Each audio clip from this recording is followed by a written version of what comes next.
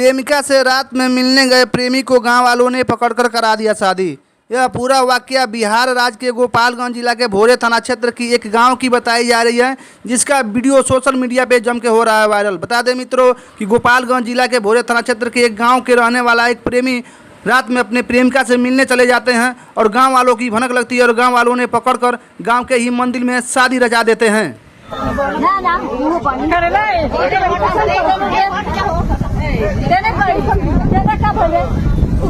हमार मुंह का मुंह से पैसा मिल गया एक तरह का पानी जी है पूरियों का लिया लोग नहीं जाओ तो करते कर दिया देख ली मैंने मैं क्या लड़कियां लड़कियों का करा दिया रवा से लड़कियां सुंदर दिया हमार भतीजी हो रवा से निमन दिया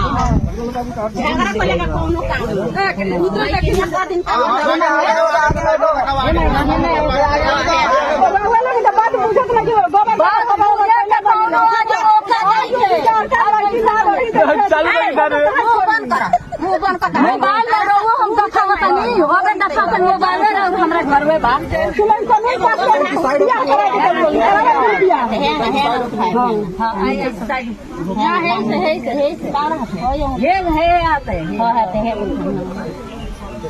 पूरा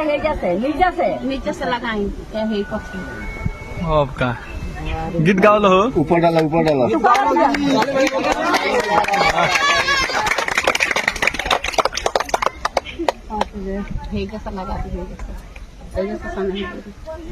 चलो भाई बात कर